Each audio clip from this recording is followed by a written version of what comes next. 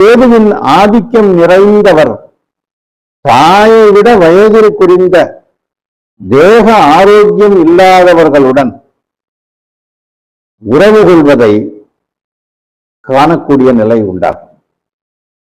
நிறைய செய்தியில படிக்கிறோம்ல, தன்னோட தாய் வயசுல இருப்பான் அந்த பொண்ணு, இந்த பையன் இவனை லவ் பண்ணிக்கிட்டு இருக்கான் அந்த பொண்ணு, அப்ப அதுக்கு கேது கெட்டு போயிருக்கும். இல்லை இவன் அப்படி இருப்பேன், இவனுக்கும் இந்த மாதிரி கேது வேலை செய்யும். அப்படி இருந்தா தான் அப்படி செய்யும், இல்லைன்னா எல்லாருக்கும் அந்த எண்ணங்கள் வராது.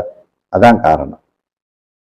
கால சர்ப்ப தோஷம் ஒருவருக்கு இருந்தால், ஒரு ஜாதகத்துல கேது 2லயோ 7லயோ 8லயோ இருந்துச்சுன்னா அவங்களுக்கு கடைசி வரைக்கும் திருமணமே ஆகாதவங்க கூட சில பேர் இருக்காங்க. ஒருவேளை கேது நன்மையான ஒரு அமைப்புல இருந்தா திருமணம் நடந்துரும்.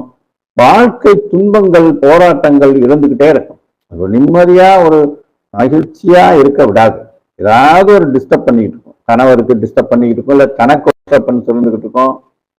இப்படி 2 பேருக்குமே ஒரு இதை கொடுத்துக்கிட்டே இருக்கும். ஏன்னா கேதுல அவன் கெடுக்கிற நேரத்துல கெடுத்துக்கிட்டு இருக்கான், அதே கொடுக்குற நேரத்துல கொடுத்துக்கிட்டு இருப்பேன், ரெண்டும் செய்வேன். அது கிரகம் மாதிரியான ஒரு ஆற்றலை வெளிப்படுத்தக்கூடிய 2 புள்ளிகள். இந்த 2 புள்ளிகளையும் தான் ராகு கேதுக்கள்னு சொல்றோம். மேல இருக்கிறத ராகுன்னு சொல்றோம், கீழே இருக்கிறத கேதுன்னு சொல்றோம். அதனாலதான் அந்த கேதுவுக்கு உண்டான ஸ்தலம் பாருங்க, கீழ்பெரும் பள்ளம்னு சொல்லியிருப்பாங்க. அந்த 2ஆம் வீட்டுல இருக்கக்கூடிய கேது அவர்களின் வாழ்க்கையை நன்கு அமைய வேண்டும் என்ற எண்ணத்தில் தம் திருமணத்தை தியாகம் செய்ய வைத்து விடுவார். அதாவது திருமணத்தையே கூட தியாகம் பண்ணிட்டு வாழ்க்கை நல்லா இருக்கிற மாதிரியான ஒரு அமைப்புக்கு அவரை கொண்டு போயிடும். அதுதான் அவருக்கு சிறப்புன்னு சொல்ற அளவுக்கு அவர் ஆயிடுவாரு. அந்த மாதிரி அப்படி கெடுக்கும்.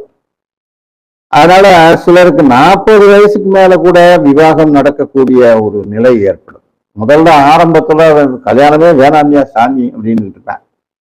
40வது வயசுல ஒரு காம்ப்ரமைஸ்க்கு வந்துடுவேன்.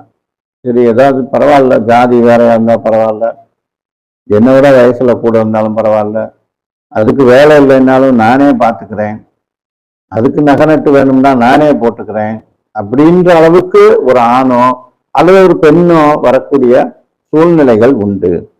இது அந்த ஏஜ் பார் ஆயிடுச்சுல, இனிமே எலிஜிபிள் இல்லாம போகக்கூடிய நிலைமை வரும்போது அவன் சரின்னு சிலதுக்கு காம்ப்ரமைஸ் ஆகிடும். அதனாலதான் பொதுவா சொல்லுவாங்க, கல்யாணம் பண்ணிப்பார் வீட்டை கட்டிப்பார்னு. அதாவது அந்தந்த பருவத்துல நடந்துச்சுன்னா அவனுக்கு அந்த ஒரு பொறுப்பினை இருந்தா தான் நடக்கும், இல்லைன்னா நடக்க விடாது.